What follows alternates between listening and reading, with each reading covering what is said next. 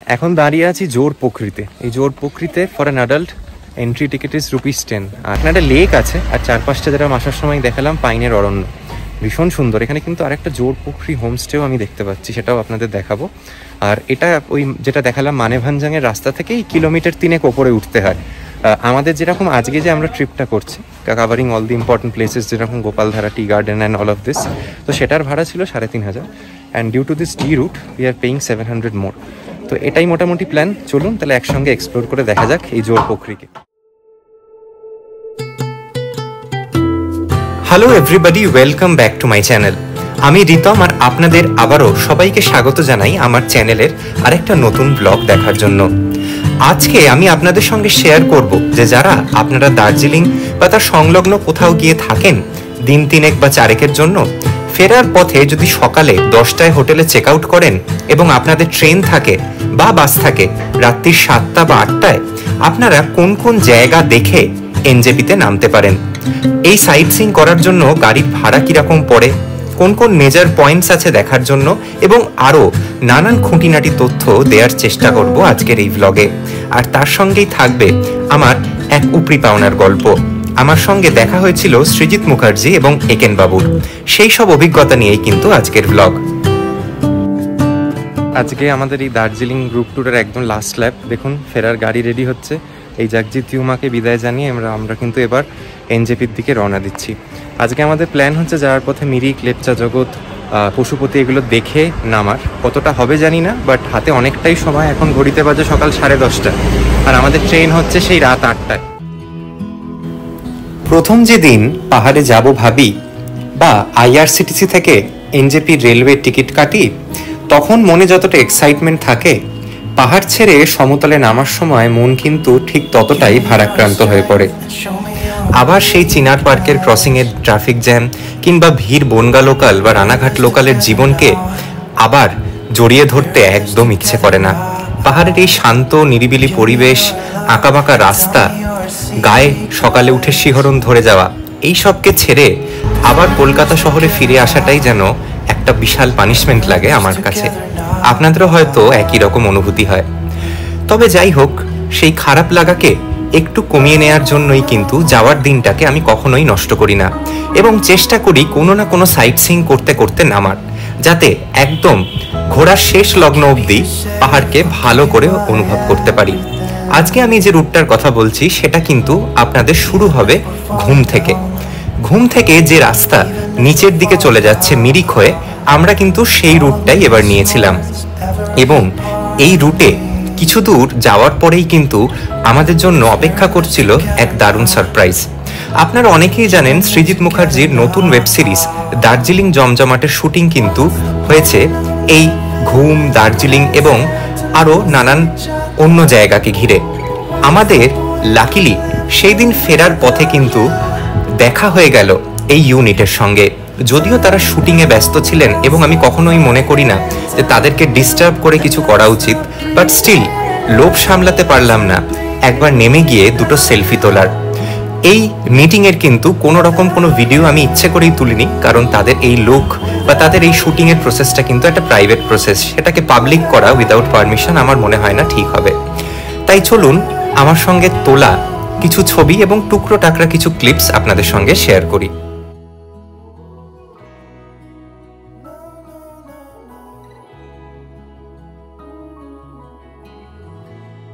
এখানে দার্জিলিং জমজমাটের শুটিং চলছে, একটা ওয়েব সিরিজ নতুন, যেটা ফেলুদার গল্প। সৃজিতদার সঙ্গে দেখা হলো, এবং আমার কাছে সব থেকে বড় পাওনা যেটা, সেটা হচ্ছে আমি যার ভক্ত, এই এখনকার একেন বাবু, উনি কিন্তু বললেন যে আপনার ব্লগ আমি দেখেছি। তো এর থেকে বড় আমার কাছে কিছু পাওনা নেই, যে আমার কাজ লোকের কাছে পৌঁছচ্ছে। খুব খুব ভালো লাগলো, জাস্ট একটা দারুণ উপরি পাওনা বলতে পারি।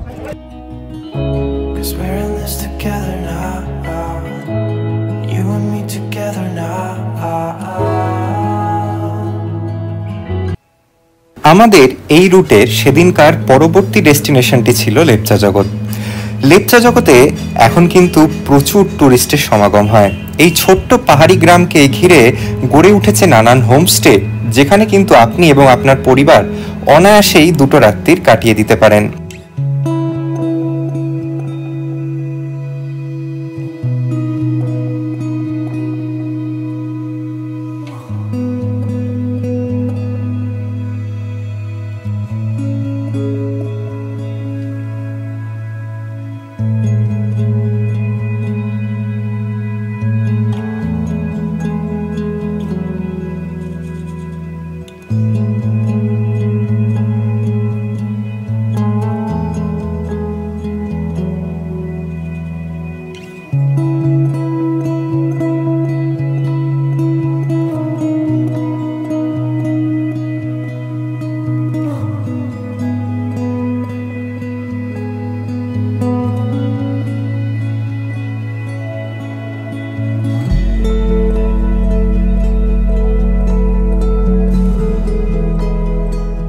এই যে রুটটা দেখছেন এটাই হচ্ছে সেই সান্দাকফু মানেভাঞ্জাং এর রাস্তা। আপনারা যারা সান্দাকফু ফালুটের রুটে যাবেন, এমনকি আমরা যে জোর পোখরি যাচ্ছি এই রুটটা এইদিকেই, মানে প্রবাবলি সান্দাকফুরটার এই দিকের না রাস্তা। হ্যাঁ, আমরা এই জোর পোখরির দিকে উঠে গেলাম।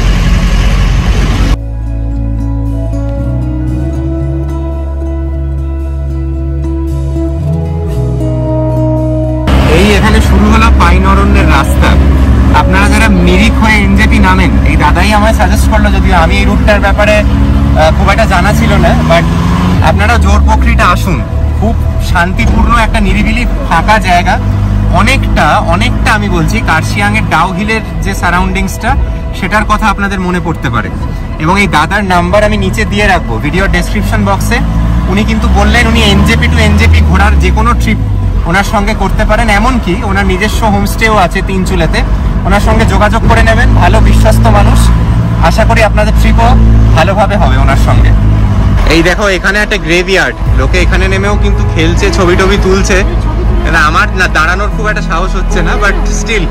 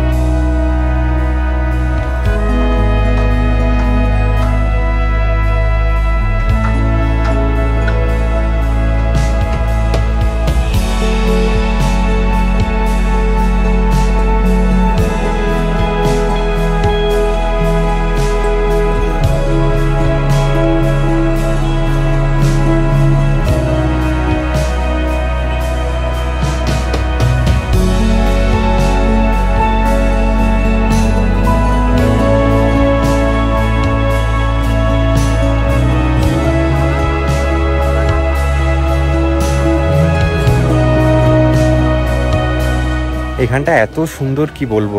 আমার নিজের ইচ্ছে থাকলেও পরের বার এই জোর পোখরির জিটিএ হাটে এসে থাকার। এই জিটিএ হাটের বুকিং বা হোমস্টের যে নাম্বারটা সেটা নিচে আমি ডেসক্রিপশন বক্সে অ্যাড করে দিচ্ছি। আপনারা যদি এসে থাকতে চান নিরিবিলি এরকম একটা পাইন অরণ্যে ঘেরা পরিবেশে, there is nothing better than this. অবশ্যই আসুন, ফ্যামিলি নিয়ে আসুন, ভীষণ এনজয় করবেন।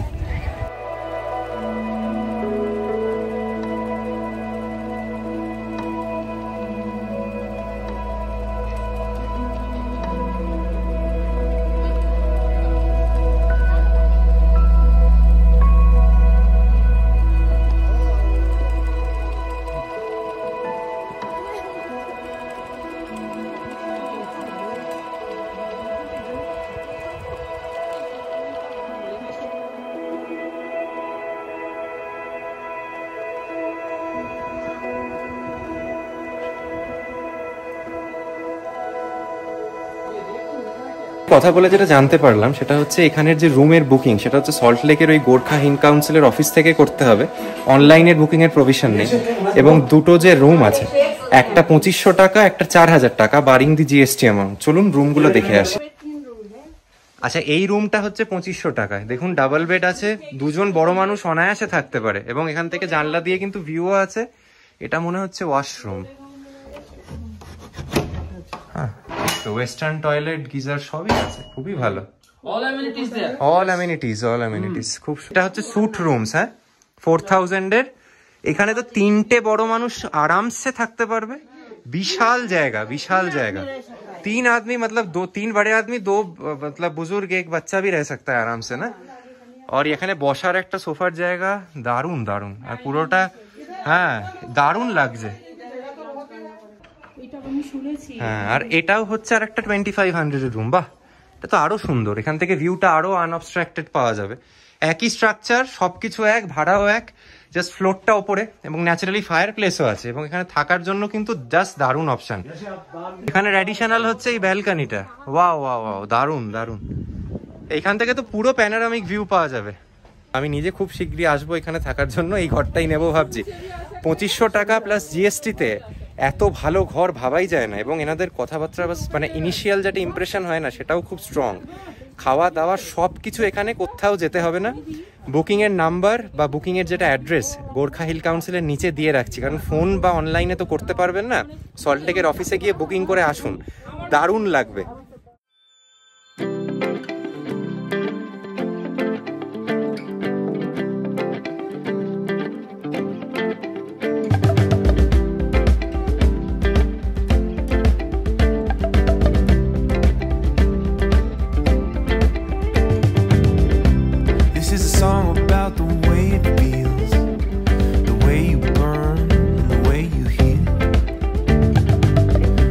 tried to stir it up and stare in his ugly face to reconcile with the angry beast in a crowded space. No, there's nothing draws a crowd like a good fight. ঘুরতে ঘুরতে এসে গেছি সীমানা view point. এই সীমানা view পয়েন্টের মজা হচ্ছে এখান থেকে নেপালের একটা খুব সুন্দর ভিউ পাওয়া যায়, জানেন তো। আর আমরা আসার সময় যে রাস্তাটা দেখাচ্ছিলাম তার এক পাশটা নেপাল, মানে কোনো ফিজিক্যাল ফেন্সিং নেই, কিন্তু মানে রাস্তাটার এ পাশটা নেপাল, এ পাশটা ভারতবর্ষ। কি অদ্ভুত না এখানের পরিবেশটা। আর এর থেকে কিছুটা দূরে গেলেই হচ্ছে সেই বিখ্যাত পশুপতি মার্কেট, যেখানে আমরা যাবো।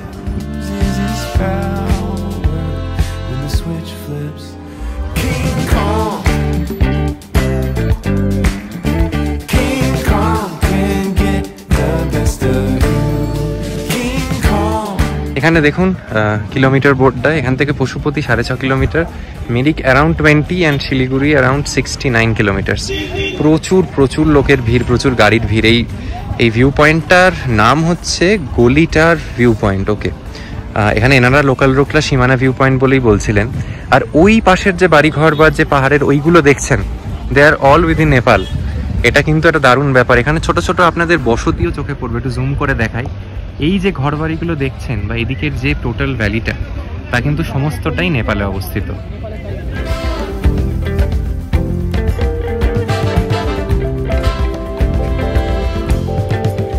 এই যে দেখুন শঙ্করদার, আমি যেটা জানতে পারলাম ড্রাইভারের সাথে কথা বলে, আমার আঙুলটা খেয়াল রাখবেন, এই যে পয়েন্টটা এটা হচ্ছে মানেভাঞ্জান, আর এই ওপরটা হচ্ছে টুমলিং, বুঝেছেন। আর এটা কিন্তু আমি যেখানটা দাঁড়িয়ে আছি, এই যে টোটাল ভ্যালি এরিয়াটা, this too is also Nepal. শঙ্করদা কিরম অনুভূতি হচ্ছে? বিদেশে এলাম, সস্তায় বিদেশ ঘোরা। কিরম বুঝছো সুদেশ নদী? কেমন জায়গাটা কিরম? মোহিত করে আমরা মাটিতেই বসে গেছি। সুমিতাদি অল গুড? বাস আমরা এই পাহাড় দেখছি আর পরের সান্দাকফু ট্রিপের প্ল্যান করে ফেলছি যে এখান থেকে কোথায় হেঁটে যাব বা কিছু। আমাদের সেদিনের পরবর্তী ডেস্টিনেশন ছিল পশুপতি মার্কেট বা পশুপতি ফটক, যে নামেই আপনারা বলে থাকেন। সেখানে কিন্তু নেপালে প্রবেশ করতে গেলে আপনাদের ইন্ডিভিজুয়ালি সবার আইডি কার্ড থাকাটা প্রয়োজন। বর্ডারের যে চেকপোস্ট, সেখানে কিন্তু ইন্ডিভিজুয়ালি সবার আইডি কার্ড দেখে তবেই কিন্তু সেখানের ভিতরে প্রবেশ করার অনুমতি মেলে। এবং সেখানে গিয়ে কিন্তু নেপালের গাড়ি করেই আপনাদের পশুপতি মার্কেটটা ঘুরতে হবে। আপনারা এই যে গাড়ি করে ওখানে পৌঁছচ্ছেন, সেটা কিন্তু নেপালের ভিতরে নিয়ে যাওয়ার কোনো প্রভিশনস নেই।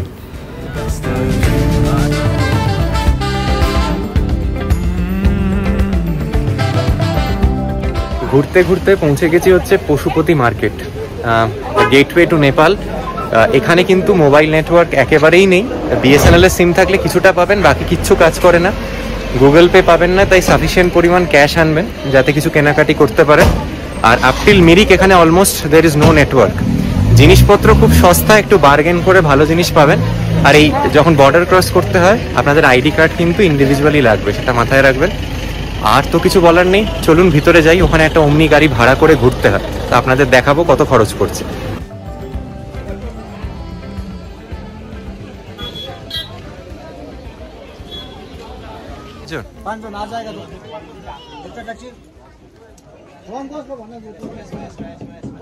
দেশের মধ্যে তো অনেক ব্লগ হলো, রাজ্যের মধ্যে হলো, এবার দাঁড়িয়ে আছি নেপালে। এই যে মারুতি ওমনিগুলো এখানে দেখছেন, এগুলোর ভাড়া হচ্ছে 300 রুপিস। এনারাই নিয়ে যাবে, এনারাই ফেরত আনবে। তো এইখানে যে বর্ডারে এখানে প্রচুর গাড়ি আছে।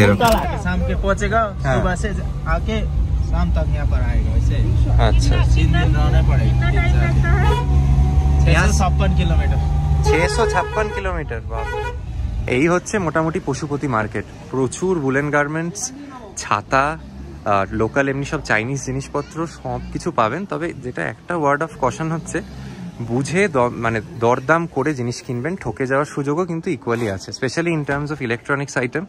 খুব বুঝে দেখে কিনবেন। এখানে আমি যেরকম আগের বারই দেখছিলাম যে অ্যাপেলের প্রোডাক্টস বলছেন পাওয়া যাচ্ছে, বাট সেগুলো কিন্তু সবকটা ওয়ারেন্টি পেরিয়ে গেছে। তো এরকম জিনিস কিন্তু এখানে আছে, তাই একটু বুঝে শুনে ডিসিশন নেবেন, নইলে কিন্তু আপনারাই ঠকবেন। এটাই একটাই জাস্ট ওয়ার্ড অফ কশন।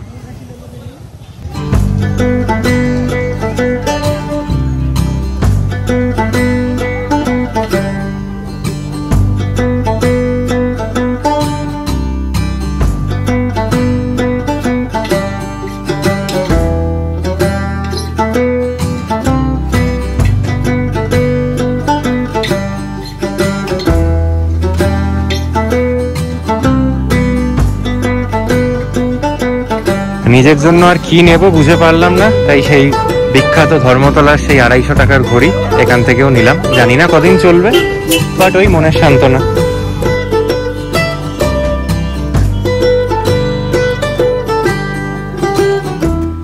আগের বার যখন এসেছিলাম মনে হচ্ছিল যেন কালেকশনগুলো একটু বেটার, আমি সেরকম কিছুই পেলাম না যেরকম দেখালাম। এই একটা 250 টাকার ঘড়ি কিনেছি। এই ব্যাগ, জুতো এইসব কেনাই ভালো। ইলেকট্রনিক্স যে খুব ট্রাস্টওয়ার্দি তা নয়। ওনারা বলছিলেন চাইনিজ বর্ডার থেকে কাঠমান্ডুতে ঢোকে এবং কাঠমান্ডু থেকে ওখানে মানে এখানে এনে ওনারা বেচেন। এখান থেকে সড়ক পথে কাঠমান্ডু প্রায় 650 কিলোমিটার। তো যাই হোক, নেপালে ঢোকা হলো, এটাই মজার ব্যাপার। একটা অন্য দেশ দেখলাম, লোকজন খুবই ভালো। চলুন বেরিয়ে পড়া যাক মিরিকের উদ্দেশ্যে। तो ये सारे नेपाल में है ना, ये साइड, ये वाला साइड रास्ते का खाद वाला साइड इंडिया है ये। Welcome to Nepal.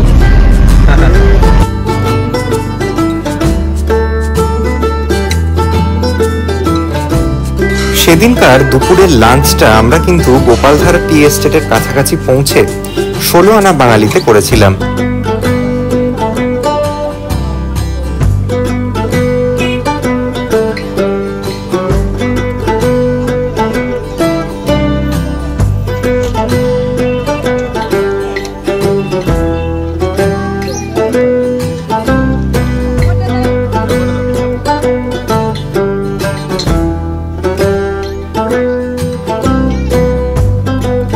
এটা কিন্তু মিরিক যাওয়ার আগে আপনাদের একবার দেখা উচিত। আমার ব্যক্তিগতভাবেও এখানে এসে কিন্তু খুব ভালো লেগেছে। যারা আপনারা এরকম এখানের পাহাড়ি নেটিভ জামা কাপড় পরে ছবি তুলতে চান, সেটারও কিন্তু ব্যবস্থা আছে এই গোপালধারা টি কোম্পানির এই এস্টেটটিতে। এখান থেকেই কিন্তু আপনারা সরাসরি চলে যান মিরিকে।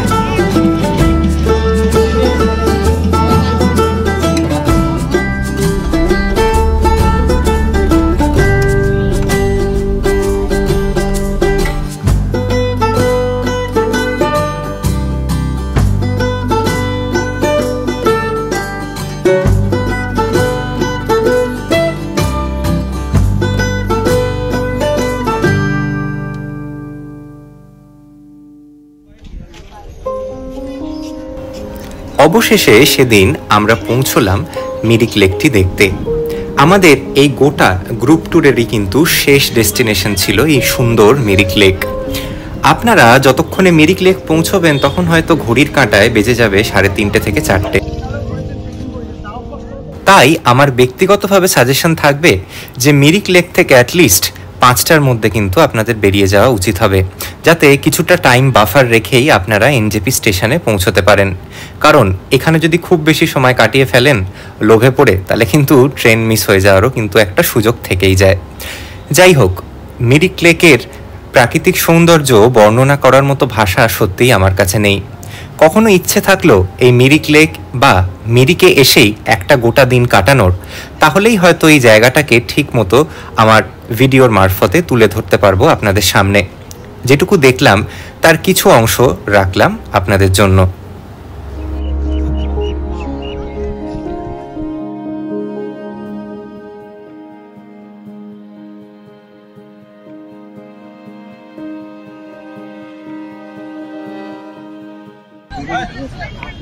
আমার পিছনে এই হচ্ছে মিরিকের লেক, এবং যেটা দেখতে পাচ্ছেন এখানে কিন্তু এই লেকের ধার ধরে প্রচুর বসার জায়গা আছে।